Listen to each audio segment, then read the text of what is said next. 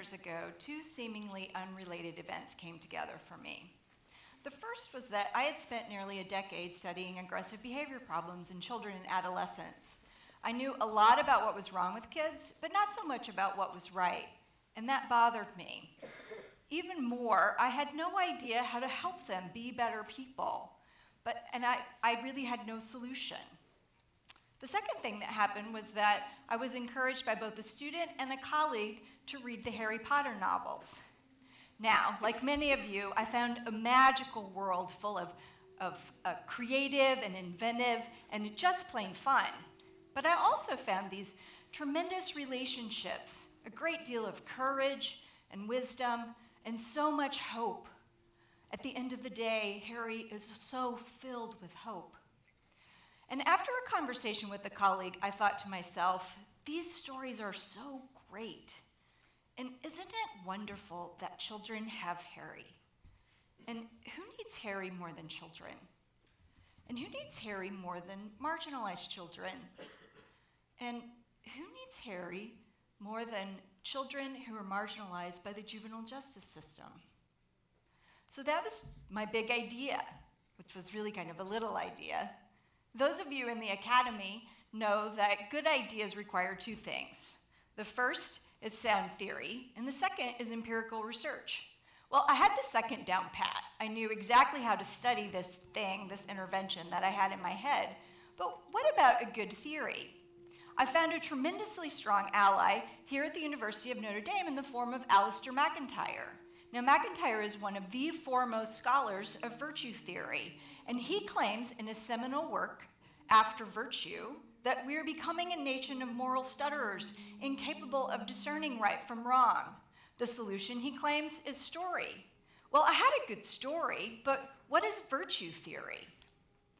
Around 350 BC, Aristotle wrote to his son, Nicomachus, that the way to find the good life, to flourish as a human being, was not through the pursuit of fame or fortune, but instead through the cultivation of these four virtues.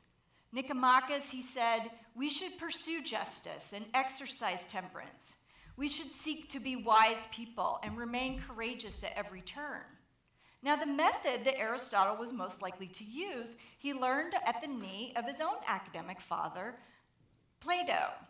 And some of you will be familiar with one of Plato's most famous stories, the Allegory of the cave. And you might remember that in the cave, reality is not what it seems. That in fact, if we could be released from our bondage, we would know that reality is actually, that true truth is known when we walk into the light, right? That we're shuttered by the shadows on the walls. Today we know this story as the Matrix. Which will you choose, the red pill or the blue pill?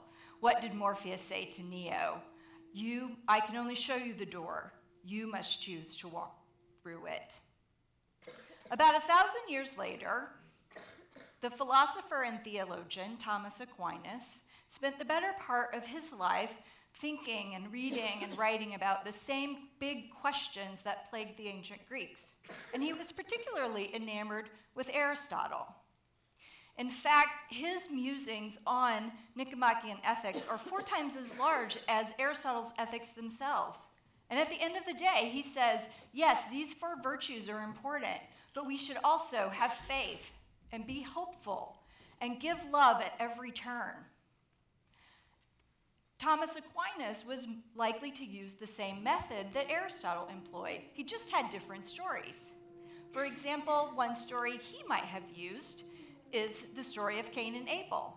Some of you will remember that Cain killed Abel for the birthright and the power that the birthright could give him. Today we know this story from Tolkien's Lord of the Rings.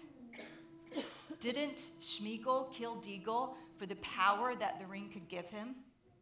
And some of you more astute listeners will recognize the ring from Tolkien's stories as the same ring from Plato's Ring of Gyges, which is really nothing more than a social construction of morality, right?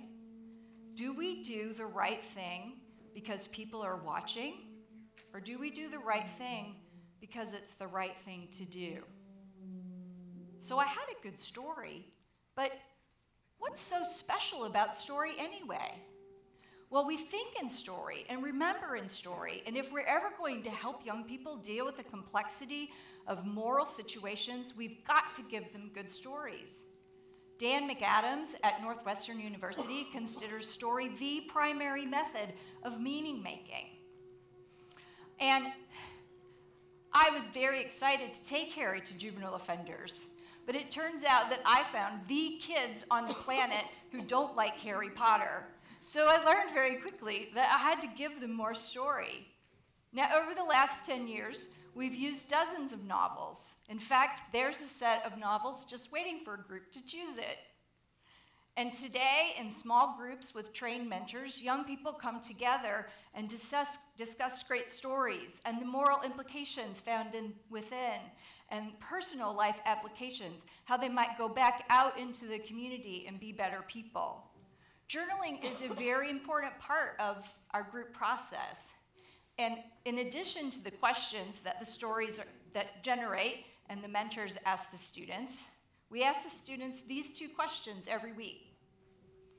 What's one virtuous thing you did this week, and one not so virtuous thing you did? Now, I want you to pause for a minute and imagine that you ask yourself today, what's one virtuous thing you did? And what if you began to ask yourself that same question every week for 10 weeks? Would you not develop the habit of becoming more virtuous? Which is exactly what Aristotle told Nicomachus he needed to do, to develop the habit of being virtuous in small things, so that when we're confronted in big and important situations, we can choose to do the right thing. Aristotle also said we need to engage in the polis or community, and so we do that as well. Together, the students choose a thematic community service project, and they go out into the community and invest. For example, a group that reads The Boy in the Striped Pajamas might go to the Jewish Federation of St. Joseph Valley, or a group that reads The Hunger Games might garden in Unity Gardens and help build a sustainable food source for our own community. I'm talking too fast. We enjoy going out into the community with our groups, and it works. Reading for Life is incredibly successful. Over 90% of Reading for Life graduates never return to the system. And even better, of the 10% who are picked up for anything, even walking down the street with a hoodie, only 3% of those are ever prosecuted for reoffense. Even better, they're investing in their studies, they're making better friends. Their parents actually enjoy talking to them again. And that's what their parents tell us. And why? Because Liesl in The Book Thief might help a girl in South Bend reconnect with her estranged Jewish grandmother.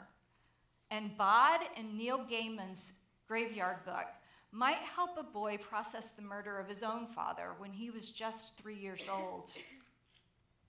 So what if this becomes this, or this, or this? It can. The former president of the University of Chicago, Robert Maynard Hutchins, once said, "The best education for the best is the best education for all." And that is certainly true of character education. There is a boy out there who needs the very best that you can give him. A girl who is hungry for the hope that ancients like Aristotle and Aquinas can afford her. So the question really isn't, what if they meet Aristotle? The question is, what if you take Aristotle to them? Thank you.